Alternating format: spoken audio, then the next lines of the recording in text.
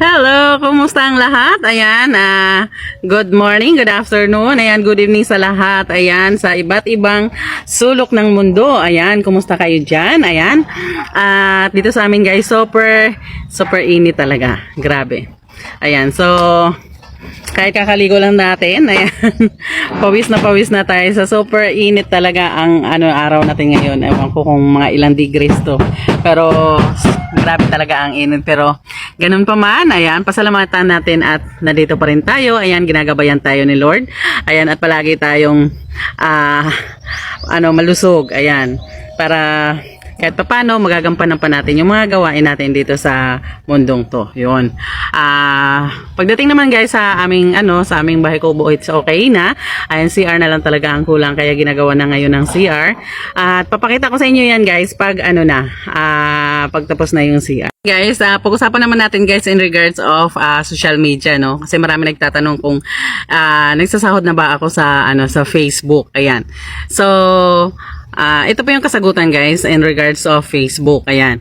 So, itong Facebook ko ngayon guys, ayan, ito yung pang dalawang beses ko ng Facebook. So, yung una kong Facebook, ayan, yun po yung sumasahod na ako dati. Kaso nga lang nagkaroon ng problema, ayan, na-delete yung account na yon. That's why, ayan, nagpanibago ako ng account. Ito po yung bago ngayon, Heidi Inyo Alejo. Ayan, so monetize pa lang siya guys. Ayan, monetize siya sa sa lahat ng pagkakakitaan except of music.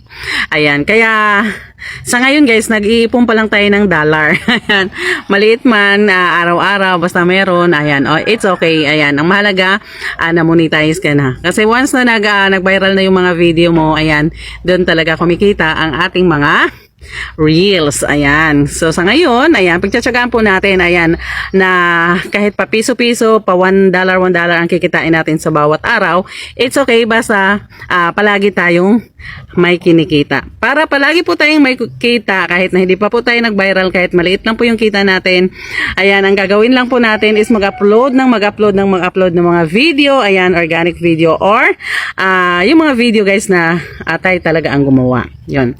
Kasi yun po yung gusto ni Meta. Ayan. And, ang pinakamahalaga talaga is mag-engage ka sa kapwa content creator, sa mga napapaligaw na mga video dyan sa mga timeline mo. Ayan, di ba tayo? Nag-i-scroll tayo.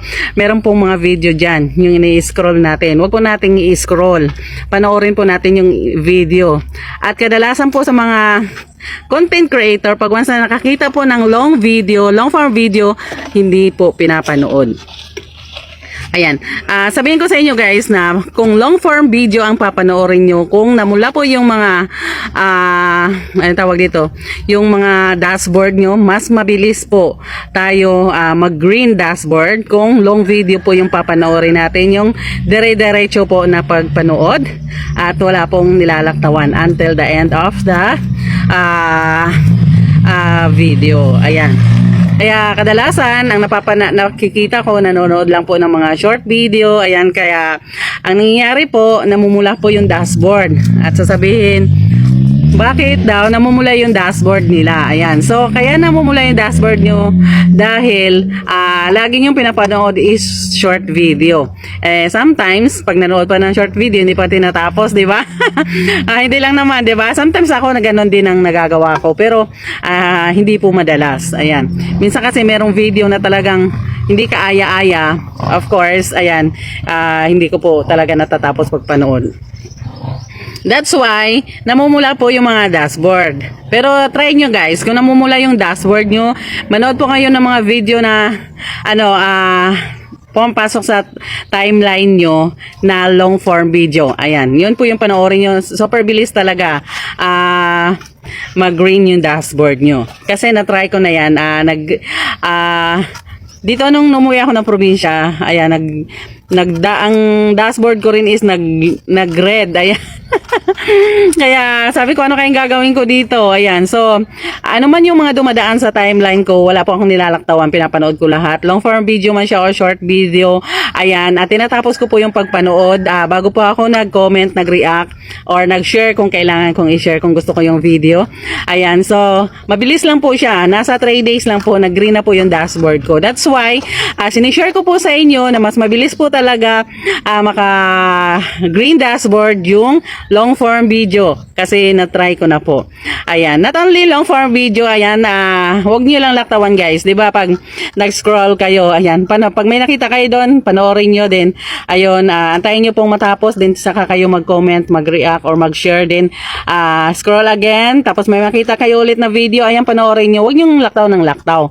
Kasi kung naka 10 video kayo, ayan, then after that, ayan, ako kasi 10 video lang. Then after that 10 video, ayan, di na po ako manonood muna doon. Doon na muna ako sa pagre-reply ng mga comments. Then after ng pagre-reply ng comment, ayan, magpo-post na naman ako ng video, ayan, manonood na naman po ako ng 10 video na naliligaw sa timeline ko. Kasi kadalasan po, yung iba, pumunta po sa mga tahanan, di ba? Pero mas maganda talaga na ang mga video na dumadaan sa timeline ang papanoorin nyo. Kasi doon talaga na nakikita ni Meta na talagang active ka. Kasi dito sa timeline talaga, dumadaan lahat yung mga video natin. Ayan, sino man sa atin ang gumagawa ng video, napapanood natin yan sa timeline. Kaya, kung talagang active ka sa panonood sa mga video, ayan, lahat po ng video makikita mo. Minsan may mga video talaga na hindi ko siya nakikita. Ayan, pati yung mga dati ko ng mga friend, ayan, nagtataka ako ba't hindi ko na nakikita yung mga video nila. Ayan, minsan pa naman hindi ko na memorize yung pangalan. Kaya minsan, oh my God, sabi ko, asa na kaya yung mga yun? Ayan, hindi ko naman sila mabahay-bahay kasi hindi ko nga masyado yung mga pangalan. Pero tanda ko sila na ito yung mga taong to, yung mga organic followers. Ayan.